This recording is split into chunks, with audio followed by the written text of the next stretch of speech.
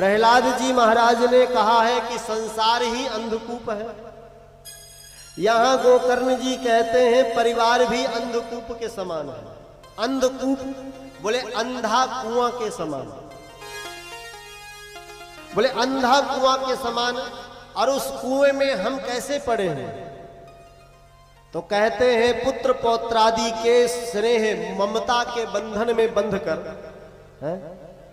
एकदम पंगु बन करके, अपंग बन करके पड़े हैं। बहुत ध्यान से सुनिएगा। और यदि कोई संत, कोई महात्मा, कोई आकर के कई बार कहे कि अरे अब तो परिवार के इस बंधन से बाहर निकलो, अब तो परिवार की इस मोह ममता का त्याग करो, तो लोग कहते हैं अभी तो नाती पोता छोटे छोटे बड़े हो जाएंगे, तब अभी तो घर में रहने दीजिए महाराज। आदमी अपंग बन करके पड़ा रहता है, निकल नहीं पाता। मनुष्य को चाहिए कि इस संसार से तरने के लिए भगवान से हाथ जोड़ करके प्रार्थना करे, क्योंकि भगवान जीव से अपेक्षा रखते हैं कि जीव भगवान से प्रार्थना करे कि हे प्रभु मेरा उद्धार कीजिए। कर्मणा पतितो नूनम मामुद्धर दयानिधे। हे प्रभु मेरे कर्म के कारण, मेरे पूर्व संचित प्रारब्ध कर्म के कारण हम इस संसार में फंसे हैं। आप कृपा करके हमें इस संसार के अंधकूप से उबार लीजिए और हमें अपने चरणों में स्थान दीजिए। ये प्रार्थना तो करनी पड़ेगी। बोले इस प्रकार से प्रतिदिन प्रार्थना कीजिए, नहीं तो संसार का बंधन बड़ा क्लिष्ट है, बड़ा कठोर है, नहीं खोल पाएंगे आप। गोस्वामी तुलसीदास जी ने कहा है कि संसार के ये बंधन जो है ना, ऐसे बंधन है, इनको जितना खोलोगे उतना ही उलझते चले जाते हैं।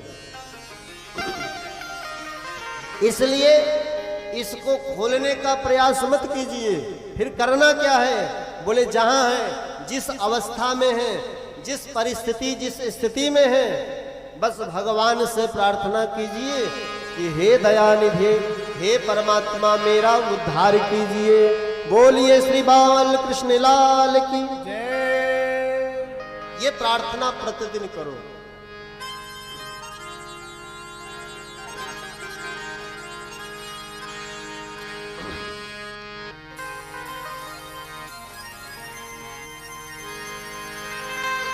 और केवल प्रार्थना न हो, कुछ बातों का और आचरण में पालन करना है। क्या करना है?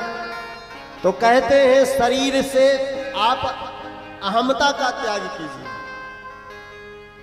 शरीर के अहमता का त्याग कीजिए, और मन से परिवार के, समाज के, संसार के ममता का त्याग कीजिए। एकांत में बैठकर एकाग्र भाव से मन को एकाग्र करके सत्संग कथा के माध्यम से मानव जीवन की क्षण भंगुरता का चिंतन करते हुए वैराग्यवान होकर भक्ति पूर्वक भगवान का ध्यान करते हुए और एकमेव भगवान का ही चिंतन करते हुए अपने जीवन को भगवान को समर्पित कर देना। बस यही तो जीवन का मोक्ष है और यही जीवन का सर्वोत्तम लाभ है। बस केवल भगवान का चिंतन, भगवान के भक्तों का संग करते हुए भगवान को प्राप्त कर लीजिए। बस यही जीवन है और इसी में मनुष्य का कल्याण है।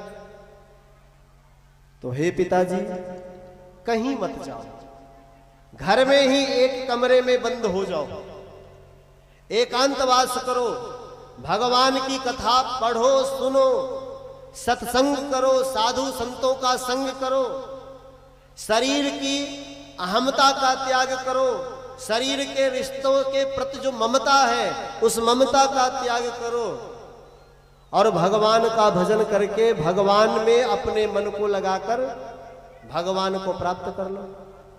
कहते हैं आत्मदेव को जब गोकर्ण जी ने इस प्रकार उपदेश किया तो श्री आत्मदेव जी महाराज तो मानो सुनते सुनते समाधि लग गई।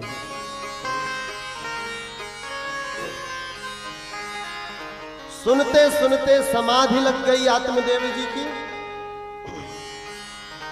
और आत्मदेव जी भगवान के लीलाओं का, श्रीमद् भागवत जी के 10वें स्कंद का पाठ करने लगे नित्य नियम से।